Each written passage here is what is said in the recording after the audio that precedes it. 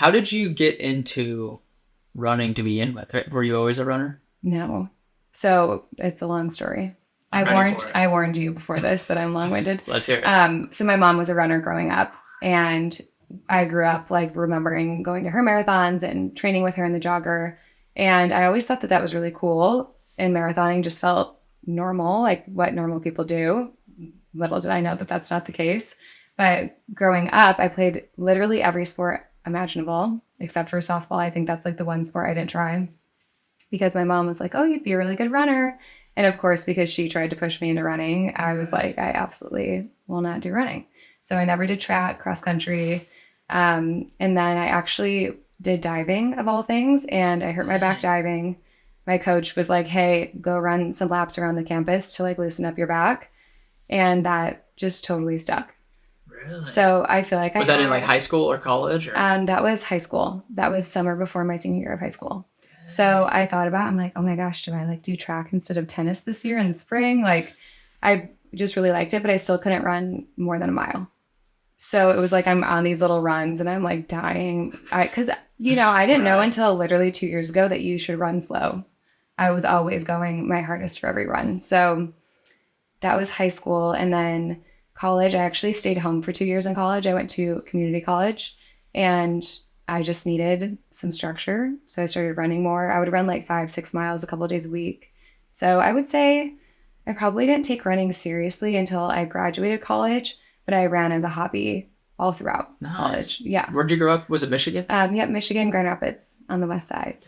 And I went to Michigan State. That's awesome. Yeah. So you got into running kind of by accident? I mean, you had this influence from your mom, but... Influence from my mom, and then I kind of fell into it. It's funny because I would finally run and she'd want to run with me, and I'd like yell at her to slow down, and she wouldn't slow down for me, or like she'd accidentally speed up, and I'd be there like pouting on the sidewalk, walking, waiting until she decided to stop for me. And now it's funny because I do the same thing to my husband. If he wants to go for a run, I'm like, I promise we'll go slow, we'll go at your pace, and you just can't help the natural rhythm of what happens. Yeah. But yeah, sorry, what was your question? Was I mean, it wasn't really a question. Okay. I was like, did I just miss them? No, yeah, completely? No, just like you kind of got into running sort of on accident. Maybe, yeah. Like because you got injured. Right. How long did it take for you to kind of learn about like, okay, you got to slow down and you got to train a specific way? Like, did your mom help teach you that at all, or did she? No. Did she just kind of go do whatever? My mom is like the definition of had no understanding. No offense to my mom if she's listening to this, because she was amazing. She was like a 3:05 marathoner. She would run as hard as possible every time. She would say, if you don't feel like you're gonna throw up, then you're not running hard enough. She also didn't fuel at all during the runs. I don't think she drank a ton of water. So I didn't learn, like I had no idea of any of this until I started working with my coach. Shout out to Chris. He 2 years ago was like, okay, we need to figure this out because this is not right. You need to slow down. You need to eat during your runs. I went on a 18-mile long run. I think this was back in 2017. I was training for the Detroit Marathon, and I did an 18-mile long run with my mom on a Friday night in the summer. Didn't have a single sip of water, no food. Probably didn't fuel beforehand. I just had no idea. And the next morning, my knees were like aching. I was exhausted. I felt feverish. And now that I think back on it, I'm like, well, obviously, I'm surprised I didn't feel worse. Yeah. You know? So yeah, I didn't figure this out until maybe 2.5, 3 years ago. Yeah. Mm-hmm.